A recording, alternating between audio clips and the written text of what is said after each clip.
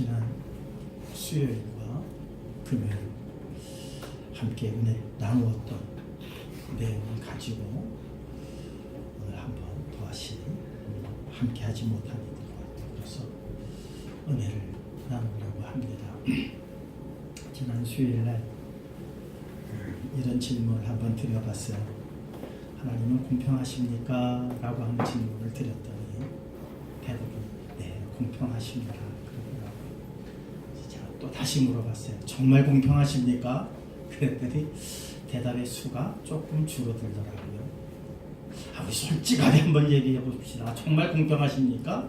그랬더니 아닌 것 같기도 하고요. 그러더라고요. 네. 그리고 금요일날 또 질문을 했어요. 네. 여러분들 오늘 무슨 죄를 졌습니까? 그랬더니 죄진 것들을 별로 생각을 못 하더라고요. 양성수 집사님이 글쎄요, 이렇게 죄 지은 게 별로 없는데요. 네. 그런데도 우리는 죄인이라고 주님 앞에 나와 고백을 합니다. 무슨 죄를 지었는지도 모르고 죄를 고백한다? 이것도 올바른 신앙이 아닐 거예요. 하나님이 정말 공평하신가? 라고 하는 의문을 가지면서 누군가가 질문하면 네, 하나님은 공평하십니다 라고 대답하는 것도 올바른 신앙 고백은 아닐 것입니다. 저도 상당히 그 부분에 대해서 많은 생각을 이렇게 하다가 사실 그러한 내용을 갖고 은혜를 나눈 이유가 유튜브를 보다가 높은 뜻 숭일교회 김동호 목사님이 15분 세상을 바꾸다라고 하는 인문학 강의죠. 거기에 나오셔서 15분 동안 강의를 하시는 내용을 듣고 와, 그렇구나라고 저도 깨닫고 한번 함께 은혜를 나눠야 되겠다 생각해서 지난 수요일날 공평하신 하나님에 관하여서 우리가 은혜를 나누었습니다. 거기서도 김동호 목사님이 그러시더라고요. 저는 하나님이 공평하지 않다라고 확신하는 사람 중에 하나입니다 라는 서두의 말을 꺼내서 모두들 깜짝 놀랐어요. 그리고 곰곰이 생각해봤더니 나도 하나님은 공평하시다라고 정말 마음 심중에 그렇게 생각을 했었던가, 아니면 목사이기 때문에, 아니면 성도이기 때문에, 아니면 크리스찬이기 때문에 하나님은 공평하십니까? 라고 물어볼 때 네, 하나님은 공평하십니다 라고 대답한 정답만을 얘기하는 사람이었던가 생각을 해봤더니 나 자신도 하나님은 늘 공평하지 않다라고 생각하면서 입으로만 하나님은 공평하십니다 라고 말했던 사람 중에 하나였더라고요. 물론 하나님이 공평하시지 않다는 얘기가 아닙니다. 하나님은 공평하십니다. 그런데 그 공평하신 그 일에 대해서 우리가 완전히 이해하지 못하고 그냥 공평하십니다라고 대답하는 것은 다른 신앙이 아니라는 거죠. 그러면서 그 김동호 목사님 말씀을 하시더라고요. 공평이라고 하는 것 다 똑같다는 얘기가 아니다. 세상은 불공평할 뿐이 없다.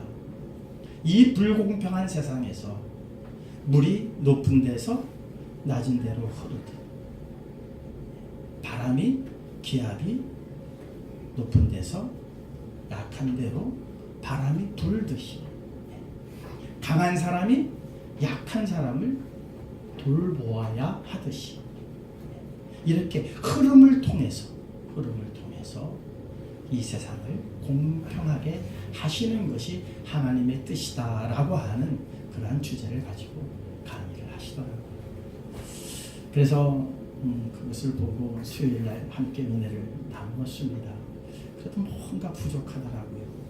마음이 부족해서 그때부터 성경을 찾아보기 시작을 했어요. 관련 구절을 찾아보고 원어도 찾아보고. 하나님께서 공평하시다라고 하는 것, 세상의 모습만 가지고 설명하기에는 너무나도 부족해서 성경 안에서는 그러한 흐름에 관하여서 어떻게 기록을 해놨을까? 근데 못 찾겠더라고요. 그렇게 뒤지는데도 못 찾는데 등잔 밑이 어둡다고요. 정말 등잔빛이 어둡더라고요. 오늘 본문을 에스겔서 18장 21절로부터 잡았죠. 그런데요, 오늘 에스겔서 18장 앞에 보면요, 그 내용들이 상당히 자세하게 나와 있습니다. 18장 우리 11절 말씀, 12절 말씀 제가 읽어드릴게요. 산 위에서 재물을 먹거나 이웃의 아내를 더럽히거나, 산 위에서 재물을 먹거나, 이것은 우상 숭배에 관한 이야기겠죠. 이웃의 아내를 더럽히거나, 이건 세상의 윤리와 법도입니다. 그 다음에 12절부터가 상당히 중요한데요. 가난하고 궁핍한 자를 학대하거나 강탈하거나 빚진 자의 저당물을 돌려주지 아니하거나 우상에게 눈을 들거나 가증한 일을 행하거나 별일을 위하여 구워주거나 이자를 받거나 할진대 그가 살겠느냐? 결코 살지 못하리니. 사랑하는 성도 여러분, 세상은 어떻게 흘러가고 있습니까? 하나님께서 원하시는 것은 물이 높은 데서 아래로 흐르듯, 그리고 강한 사람은 약한 사람을 돌보아야 하는 것이 하나님의 뜻입니다. 많이 배운 사람은 배우지 못한 사람을 도와주고 위로해주고 하는 것이 하나님의 뜻이고 하나님께서 말씀하시고자 하는 공평입니다. 그런데 세상은 역행하고 있지 않습니까? 자연의 순리가 물이 높은 데서 아래로 흐르는 것이, 그리고 그것과 마찬가지로 강한 자가 약한 자를 도와줘야 하는데 세상은 그렇지 않습니다. 부자가 가난한 자를 도와줘야 하는데 세상은 그렇지 않죠. 어떻습니까? 권력의 힘이 위에서부터 아래로 내려갑니까? 아래로부터 위로 가고 있습니까? 아래로부터 위로 가고 있습니다. 이것이 잘못되었지요. 부자는 가난한 자들을 착취하고 있습니다. 이게 현 세상의 모습입니다. 부익부, 빈익빈이라고 하는 말이 지금 상식처럼 되어져 있습니다. 돈이 있어야 돈을 번다라고 하는 이러한 잘못된 상식이 지금 이 세상에는 일상화가 되어져 있습니다. 우리가 잘못한 것을 가지고 그래서 이 세상이 불공평함에도 사람들은 이거 하나님 불공평하신 것 아니야? 왜 부자만 돈을 많이 벌게 하시지? 왜 건강한 사람은 더 건강하고 약한 사람은 더 약해지지? 이러한 생각을 하면서 우리가 이건 하나님이 불공평한 게 아니냐 라는 생각이 저절로 들게 되었습니다. 오늘 에스겔서 18장의 배경은 이러합니다. 이스라엘 사람들이 이제 바벨론으로 끌려갈 지경이 되었습니다. 여러 주변의 나라들로 인해서 환난과 그리고 침략을 당하는 그러한 어려운 상황이 처해져 있습니다. 그때에 이스라엘 사람들이 생각하기를, 예루살렘 거민들이 생각하기를 뭐라고 생각하느냐? 이거 우리 조상들이 잘못해서 우리가 이런 어려운 일들을 당하는구나 라고 생각을 하고 있더라는 겁니다.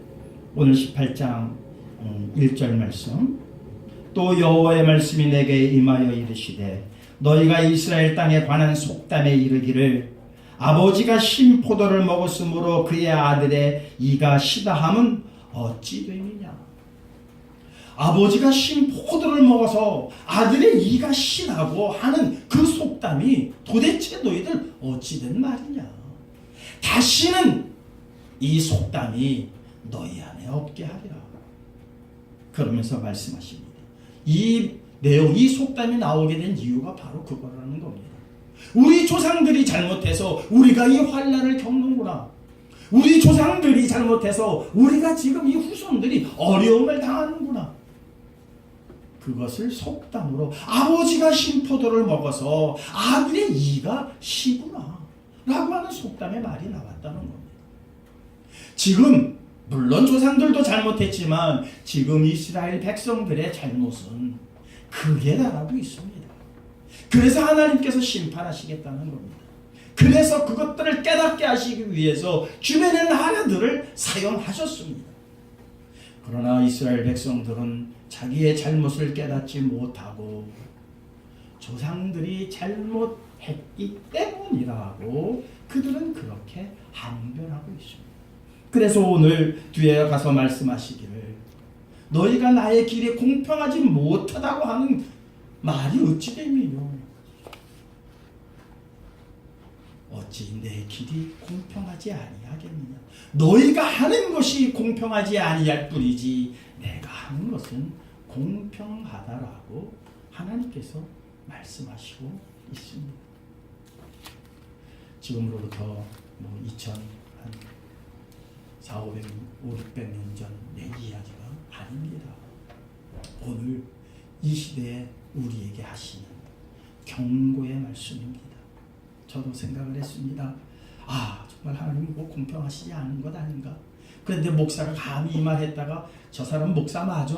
라고 말할까봐 하나님은 공평하시다라고 마음에 없는 말을 했던 것이 아닌가? 그 강연을 들으면서 그렇구나. 내가 하나님의 공평하심의 온전함을 내가 알지 못했고 시행하지 못했기 때문에 하나님은 불공평하시다라고 은연중에 생각하고 있었던 것이 아닌가. 하나님의 공평은 위에서 아래로 흘러가게 하심이었다. 가난한 자에게 내가 조금이라도 더 가지고 있는 자라면 그를 위해서 도와주고 또한 우리가 그것을 메꿔주는 그러한 마음으로 가졌을 때에 하나님께서 원하시는 공평이라고 하는 것이 이 세상에 성립이 되어져 간다는 겁니다. 그러나 이 세상은 아직은 하나님의 통치가 이루어지는 것이 아니라 사탄의 통치가 이루어지고 있습니다. 사탄의 통치가 이루어지고 있기 때문에 공평할래야 공평할 수가 없습니다. 사탄은 하나님의 일을 거스리는 자들이기 때문입니다. 거스리는 세력이기 때문입니다. 어떻게 해서든지 반대로 하나님께서 하시고자 하는데 그 상황을 역행하고자 하는 것이 바로 사탄의 권세입니다. 그래서 강한 사람은 약한 사람을 돌봐주는 모습이 가끔 비치긴 하지만 전반적으로는 약한 사람들의 것을 더 착취하는 그러한 일들로 그것이 큰 문제가 되는 것이 아니냐. 그래서 우리가 흔히 쓰는 말이 뭡니까? 약육강식이라는 말을 쓰고 있지 않습니까? 그래서 우리는 더욱더 강한 사람이 되려고 합니다. 우리가 강한 사람이 되려고 하는 이유가 무엇입니까? 강한 사람만이 살아남을 수 있는 세상이기 때문이 아니겠습니까? 내가 강해지려고 하는 것이 약한 자를 도와주기 위해서 내가 강한 사람이 되어야 할 텐데 내가 강한 사람이 되려고 하는 이유가 무엇입니까? 살아남기 위해서라는 사실이라면 우리는 분명히 아직도 누구의 권세 아래 있는 겁니까? 사탄의 권세 아래 있다는 것입니다. 하나님께서 우리에게 원하시는 것은 그게 아닙니다. 우리가 강해지기를 원합니다. 부요한 자 되어지기를 원합니다. 지혜로운 자가 되어지기를 원합니다. 강하고 부하고 또한 지혜로운 자가 되어지기를 원하는 것들은 다 마찬가지이지만 그것을 무엇을 위해 쓰겠느냐라고 하는 데에서는 너무나도 방향이 다르다는 겁니다. 사랑하는 성도 여러분, 여러분들도 강해지시기를 주님의 이름으로 축원합니다. 부요한 자 되시기를 원합니다. 지혜로운 자 되시기를 간절히 하게 원합니다. 그러나 그것이 무엇을 위하여서인가를 생각할 때 세상과 우리는 다를 수뿐이 없습니다. 나누어주고 섬기고 또한 희생하기 위해서 우리는 강해져야 합니다. 우리는 부요한 자가 되어야 합니다. 이것이 하나님께서 우리에게 진정으로 바라시는 그러한 하나님의 뜻입니다. 오늘 에스겔서 33장 12절부터 이런 말씀이 있습니다. 33장 11절에 옆에 제가 메모해놨죠. 11절 제가 읽어드릴게요. 너는 그들에게 말하라. 주 여호와의 말씀이니라. 나의 삶을 두고 맹세하노니 나는 악인이 죽는 것을 기뻐하지 아니하고 악인이 그의 길에서 돌이켜 떠나 사는 것을 기뻐하노라. 오늘 본문 말씀과 같은 내용을 에스겔서 33장에 다시 한번 기록하고 있습니다. 그리고 12절에 이렇게 기록하고 있습니다. 이스라엘 족속아 돌이키고 돌이켜라. 너희 악한 길에서 떠나라. 어찌하여 죽고자 하느냐 하셨다 하라. 인자야 너는 내 민족에게 이르기를 의인이 범죄하는 날에는 그 공의가 구원하지 못할 것이요 악인이 돌이켜 그 악에서 떠나는 날에는 그 악이 그를 엎드려뜨리지 못할 것인지. 사랑하는 성도 여러분, 이 내용이 오늘 본문에도 함께 나와 있습니다. 하나님께서는 악인이 죽는 것을 원하지 아니하신다고 하십니다. 아까 처음에 말씀을 드렸습니다. 높은 데서 낮은 데로 흐르듯 강한 사람이 약한 사람을 돌보듯 이 말씀을 더 확대하면 하나님께서는 악인이라도 무엇 하시기를 원한다? 살기를 원한다. 악인이 그 악인 상태에서 죽기를 원하는 게 하나님의 마음이 아닙니다. 악인의 마음이 돌이켜서 그들이 다시 살기를 원하는데 너희는 그렇게 되는 것을 공평하지 못하다라고 말한다. 여기서의 의인과 악인, 하나님께서 생각하시는 의인과 악인과 사람이 생각하는 의인과 악인의 차이가 있습니다. 어쨌든 의인과 악인이라고 하는 두 낱말을 우리 그대로 그냥 다른 거 생각하지 않고 그냥 의인과 악인을 놓고 생각을 해보십시다. 처음에 물이 높은 데서 낮은 데로 흐르듯이 강한 자가 연약한 자를 돌봐 주어야 하는 것과 같이 의인은 누구를 도와야 합니까? 악인이 돌아오기를 바라고 악인이 바른 길로 돌아올 수 있도록 그렇게 해야 한다는 겁니다. 그렇습니까? 그렇지 않습니까? 그런데 우리는 의인도 아니지만 의인이라고 그냥 가정하고 나서 그 의인의 마음이 뭐라고 생각하느냐? 악인은 죽어야 한다라고 생각을 한다는 겁니다. 그것이 무슨 의인이냐는 겁니다.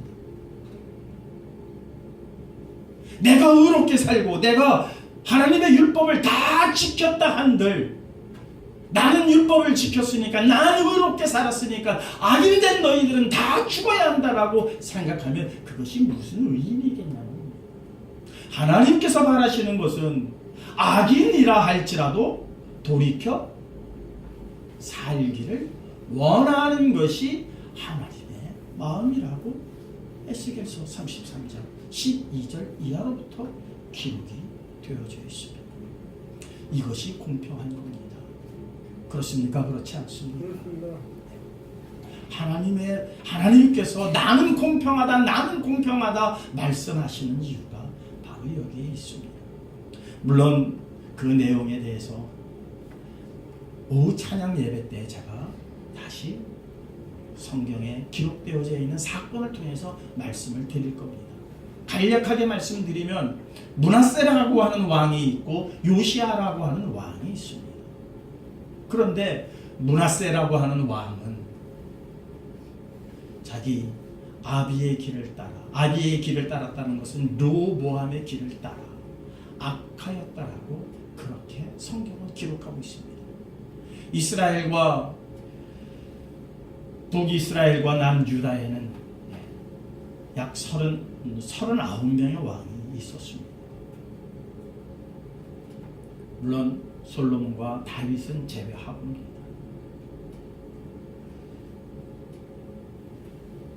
39명의 왕 중에 35명이 하나님의 길을 떠난 왕이었다라고 성경은 기록하고 있습니다. 4명만이 겨우 하나님의 뜻을 따라 선덕을 베푼 왕으로 성경은 기록하고 있습니다. 참 얼마나 비극적인 이야기입니까? 그 중에서 므낫세와 요시아라고 하는 왕이 있는데 두 사람은 전혀 반대입니다. 처음에 시작은 므낫세는 그 아비가 행한 것과 같이 하나님의 길을 떠나서 악행을 저지렀던 왕이었습니다. 요시아라고 하는 왕은 반대로 다윗의 길을 따라서 하나님의 말씀대로 순종하는 선한 왕이었다라고 성경은 기록하고 있습니다. 그런데 후반부에 가서 바뀝니다. 므낫세는 회개했습니다. 므낫세는 돌아왔습니다. 나중에 하나님 앞에 무릎 꿇고 하나님 앞에 자기의 죄를 자복했습니다. 하나님께서 그의 영혼을 살리셨습니다. 그러나 요시아 왕은 반대였습니다. 그의 왕정 말기에 하나님의 말씀을 거역한 왕으로 기록되어지고 있습니다. 어찌 하나님께서 그를 내버려 두시겠느냐? 성경은 말하고 있습니다. 악일이라 할지라도 하나님께 회개하고 돌아오면 하나님께서 그의 영혼을 살리심과 같이, 그러나 아무리 의인이었다 할지라도 나중에 악한 것으로 돌아갈지인데 하나님께서 그를 어찌 용서하시겠느냐? 그렇습니까? 안 그렇습니까? 그렇구나. 이것이 맞는 이치 아니겠습니까? 물론 여기에서의 의인과 여기에서 악인으로 표현되지는 것은 아마 거의 세상의 기준입니다. 하나님 보시기에는 좀 더 다른 기준의 평가가 있을 것입니다. 왜? 우리가 생각하는 의인과 악인의 기준은 너무나도 자기주의이기 때문입니다. 이 세상이 불공평할 수뿐이 없는 이유가 딱 하나가 있습니다. 기준이 다 다르기 때문입니다. 지난 금요일날 우리 함께 은혜를 나누었습니다. 기준들이 다 다릅니다. 내가 좋다고 하는 것 상대 사람은 좋다고 할 수가 없습니다. 그러니까 이것이 좋으냐 나쁘냐는 그 사람의 기준에 따라서 좋다 나쁘다가 분리될 뿐이지 절대적으로 좋다 절대적으로 나쁘다는 없다는 것입니다. 없는 이유는 그것 자체가 잘못된 것이 아니라 우리의 기준이 잘못되어져 있기 때문입니다. 우리의 기준은 어디서부터 잘못되어져 있습니까? 먹지 말라고 하는 선악의 실과를 따먹음으로부터 시작된 우리의 기준입니다. 모든 절대적 기준은 하나님께 있어야 되는데, 선악의 기준이 하나님께만 있어야 되는데, 선악의 기준이 각 사람에게로 가져감으로 인해서 다 달라질 수뿐이 없고, 다 자기 마음대로의 기준을 가지고 상대들을 평가하고 모든 사물을 평가하다 보니까 내 마음에 들면 선한 것이요, 내 마음에 들면 좋은 것이요, 내 마음에 들지 않으면 악한 것이요, 나쁜 것으로 평가되어질 수뿐이 없으니 이 세상은 불공평할 수뿐이 없습니다. 공평하려면 절대적 기준이 있어야 됩니다. 우리 대한민국이 공평하려면은 헌법이 절대적 기준이 되어야 됩니다. 그래서 그 법에 의해서 잘못한 사람들은 벌을 받고 잘한 사람은 상을 받는 절대적 기준이 서 있으면 누가 불공평하다라고 말하겠습니까? 그런데 우리나라의 법조차도 우리가 무엇을 얘기합니까? 유전무죄? 무전유죄라고 얘기하지 않습니까? 법의 기준이 사람에 따라서 달리 적용되어진다는 겁니다. 그러니까는 상대적으로 박탈감을 갖는 사람들은 불공정하다라고 그렇게 말할 수뿐이 없다는 이 세상의 모습을 우리는 말씀드릴 수가 있습니다. 하나님께만 있어야 할 선악의 기준이 각 개인에게, 각자의 사람에게 그것이 그러다 보니까 모든 기준이 달라지다 보니까 세상은 불공평할 수뿐이 없다는 것을 우리는 깨달아야 합니다. 악인과 의인의 기준이 그렇습니다.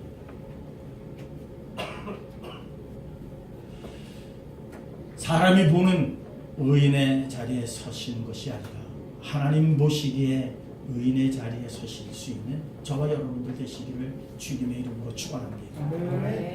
하나님 보시기에 의인의 자리에 선다는 것, 죄를 안 짓고 바른 생활하고 율법을 다 지키고 이래서 의인이 되어지는 것이 아니라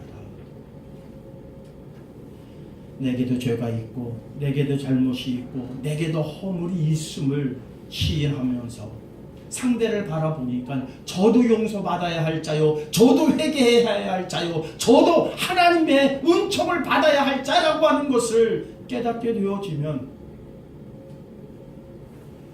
그 죄인에게도 우리는 손을 내밀 수가 있고 그 죄인을 위로하고 그 죄인을 권면할 수 있는 것 아니겠습니까?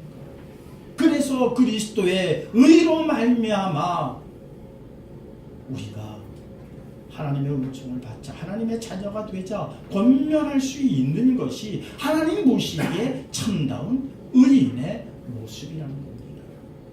이러한 세상이 됐을 때 이 세상은 실로 아름다운 세상이 될 겁니다. 누가 봐도 불공평하다 말할 수 없는 그러한 공평한 세상이 될 겁니다. 세상의 잣대로는 할 수 없습니다. 세상이 정한 법으로는 이 세상은 공평할 수가 없습니다. 하나님께서 우리에게 주신 그 의의 마음 외에는 이 세상을 공평하게 할 수 있는 힘은 존재하지 않습니다. 그 일을 이루시기 위해서 주님께서 이 땅에 오셨습니다. 의인으로 자기가 살았다고 하는 모든 이들이 얼마나 추악한 죄인인지 예수 그리스도께서 바로 보여주셨습니다. 이스라엘 사람들, 선민이라고 하는 사람들, 유대인이라고 하는 사람들, 바리새인, 율법사, 종교의 지도자들, 의인으로 살았다라고 자부하고 자기 민족에 들어오지 못한 이방인들을 개나 돼지 취급하면서 그렇게 살았습니다. 주님께서는 그것이 어찌 의인의 모습이냐, 그것을 보여준 겁니다. 그것을 말하는 겁니다. 그것을 말할 때마다 그 사람들은 찔림이 되어서 예수 그리스도를 거부하고 예수 그리스도를 죽이고자 했던 겁니다. 예수 그리스도 때문에 그동안 잘 감춰왔고 위장되어 왔던, 그래서 이 세상이 불공평할 수뿐이 없었던, 그 불공평하게 만들었던 당사자들이 자기의 죄가 드러남으로 인해서 그것을 회개하려고 한 것이 아니라 그것을 드러나게 하시는 예수 그리스도를 죽이자. 그러면 우리의 죄가 안 드러나게 될 것 아니냐. 주님께서는 마지막 십자가 선상에 달려 돌아가시면서까지 그들에게 일침을 가하셨습니다. 뭐라? 악인으로 살았던 우측의 살인 강도가 당신이 정말 당신의 나라가 임하실 때에 나를 기억하소서. 악인으로 살았습니다. 죄인으로 살았습니다. 범죄인으로 살았습니다. 그러나 그의 마지막 한마디, 나를 기억하소서, 나는 죄인입니다 라는 그 고백을 들으시고 오늘 너와 내가 나눈에 있으리라. 그 말은 그 우측의 살인 강도에게 축복의 말씀도 되지만 둘러선 수많은 사람들에게 일침을 가하시는 말씀입니다. 너희가 의인으로 살았느냐? 그런데 너희가 나를 죽인다면, 그리고 이를 욕한다면 그 어찌 너희가 의인이라 말할 수 있겠느냐? 죄인이라 할지라도 범죄함으로 전철이 되어 살았던 이 죄인이라 할지라도 마지막 이 순간에 나는 죄인입니다. 당신의 나라가 임할 때에 나를 기억해 주소서. 이 한마디로 이는 구원을 얻었느니라. 오늘 본문 말씀에 계속 기록되어진 말씀입니다. 악인이 어찌 그렇게 그 악인 죄로 말미암아 죽기를 바라겠느냐. 악인이라 할지라도 돌이켜 회개하고 살기를 원하는 것이 나의 마음이 아니겠느냐. 이게 하나님의 마음입니다. 우리 모두 죄인입니다. 죄인인데 그리스도의 보혈로 우리는 의인이라 칭함을 받은 자들입니다. 나만 의인 됐고 나만 하나님 나라에 들어가면 되는 것이 아니라 나와 똑같은 죄인이, 나와 똑같은 악인이 우리 주변에, 이 세상에 가득합니다. 그들을 향해서 손가락질할 일이 아니요 그들의 잘못을 지적할 일이 아니라. 그래서 주님께서는 재미나게 말씀하시지 않았습니까? 이건 참 재미나게 비유하시는 거예요. 내 눈에 들보는 보지 못하고 어째 상대 눈에 티끌만을 보느냐. 그렇습니까? 안 그렇습니까? 다 똑같다는 겁니다. 의인으로 칭함을 받은, 그리스도의 보혈로 인해서 의인이라 칭함을 받은 우리를 저들과 구별하고 저들과 선긋고 저들은 구원받지 못할 존재들이라고 손가락질하는 것이 아니라 저들을 향해서 하나님께서 내게 주신 축복, 내게 주신 달란트, 내게 주신 은혜를 나눠줘야 합니다. 물이 높은 데서 아래로 흐르듯 하나님께서 내게 건강을 주셨으면 건강하지 못한 이들을 도와주어야 할 것이고, 하나님께서 내게 많은 재물을 주셨으면 가난한 자들을 위하여 그 재물을 사용할 줄 아는 마음을 통하여서 하나님의 나라를 구현하시며 하나님의 나라를 확장하시고 하나님의 공평하심을 이 세상에 선포하시고자 함이 아니었겠느냐. 사랑하는 성도 여러분, 하나님은 공평하십니다. 그렇습니까? 그렇습니까? 하나님은 불공평하신데 하다가 아유 목사님이 물어보니까 끄떡끄떡 하는 게 아니라, 이전까지는 그랬다 할지라도 오늘 이후로부터는 정말 하나님은 공평하십니다. 아니야 하나님은 불공평해 하는 사람이 있다 할지라도 우리는 분명히 말할 줄 알아야 합니다. 말로만 그쳐서는 안 되겠죠. 무엇 해야 합니까? 내게 주신 것을 가지고 나누어 주고 섬김으로 인해서 아하 하나님은 공평하시구나. 너에게 있는 것을 가지고 나를 그렇게 세우시고 일으키시니 하나님이야말로 가장 공평하십니다 라고 우리뿐만 아니라 아직도 공평하신 하나님을 모르는 이들이 결국은 세상의 법도 공평하지 못하고 세상의 모든 이치가 공평하지 못했다 할지라도 하나님만은 공평하십니다라고 인정할 수 있는 그러한 무리들로 우리가 이끌어내시라고 우리를 먼저 부르시고 하나님의 은혜를 우리에게 먼저 부어주신 것 아니겠습니까? 아멘. 이 모든 일에 선행자들 되시고 선구자들 되셔서 하나님의 놀라우신 그 공평하심을 온 천하에 나타내시고 또한 하나님의 나라를 이루어 가실 수 있는 저와 여러분들 되시기를 주님의 이름으로 축원합니다.